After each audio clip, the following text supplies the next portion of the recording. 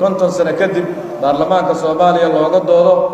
sharci doorashooyina runtii waa taariikh wuxuuna ahmiyad u leeyahay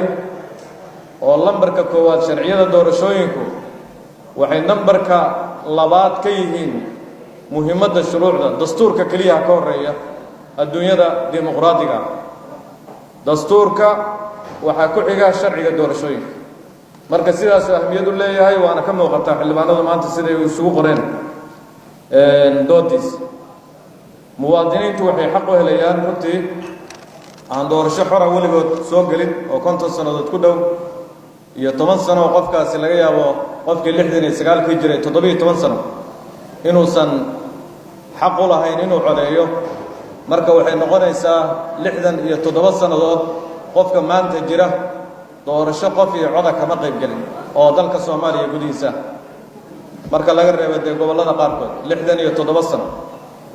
waa baarlamaankan iyo maaragtay dadka Soomaaliyeed badankiisa hadda inta nool marka fursad weyn bay u tahay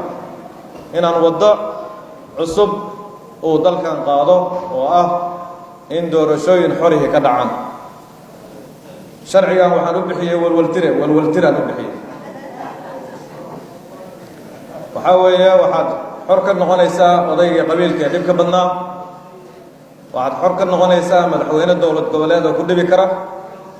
waxaad xor ka noqonaysaa madaxda filla Soomaaliya joogta oo asaf u galaysid aniga xildhibaan iga dhig walwaltira la yiraahdo marka sharciga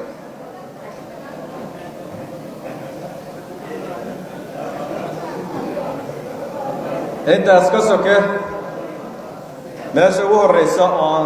ku bilaabaya wuxuu yahay qodobka 12aad oo tabaaxadda sharciga runtii oo qodobka 5aad uu ka hadlayo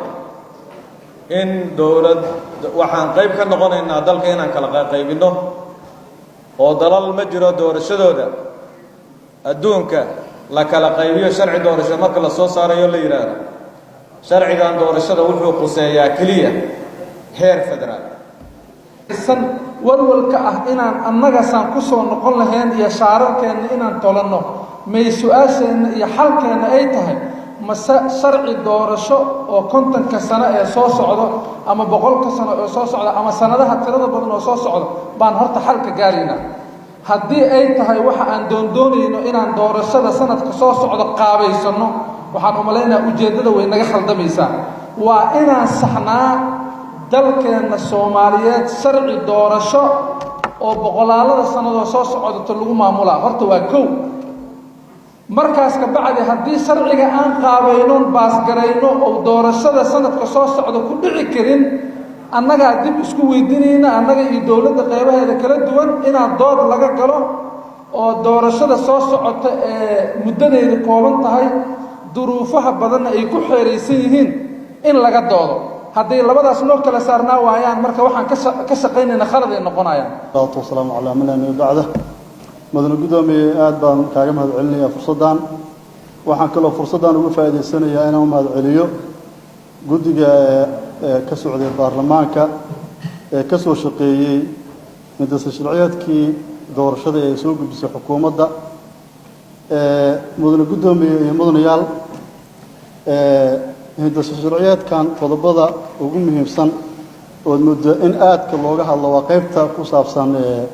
modelka ama habka doorashada haddaa fiirsaan qodobka 12aad guddiga aan saarnay iyo xukuumadda labaduba waxay isku waafaqeen in dalka ay ka dhacayso doorasho qof iyo cod ah oo ku salaysan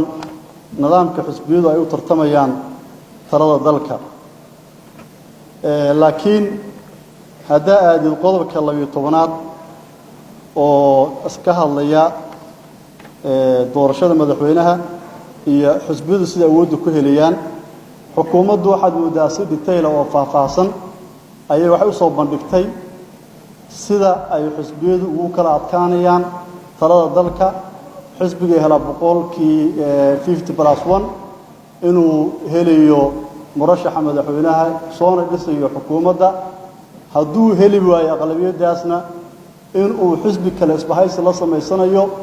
isbahaysigaasna ay soo dhisayaan ay xukuumadda soo dhisayaan laakiin guddiga anaga waxaa moodaa keliya waxay ka soo qaateen qodobka 89 ee dastuurka oo ka hadlayay doorashada madaxweynaha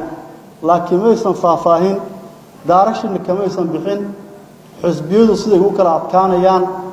talada dalka sababtoo markii la aado xisbiya tartamaya ma jiro xisbi u tartamaya inuu kuraas kaliya soo qaato waxa loo tartamaya oo kuraasta xisbigu doonaya oo manifesto siyaasadeed u keenaya oo shacabka cod u weydiisanaya inuu talada dalka gaaro taa markaan ka gudbo qodobka 12 qodobka 12 wuxuu u baahan yahay mudane gudoomiye soo jeedin baan garayn toosan u galaya wuxuu u baahan yahay qodobkaas in si fiican loo fiiriyo mar haddii nidaamka ahzaabta aan qaadanay oo ahzaab in lagu tartamo ay tahay kuraasta waxaa iska leh ahzaab baa iska leh ama ha furnaato ama ha xirnaato deegaan ha aado ama ay aadin xisbi baa iska leh kuraasta markii xisbi aqlabiyad uu helo aqlabiyad ugu badan uu helo xisbi anu aan leeyahay ka soo qaado oo hogaamiye u ahay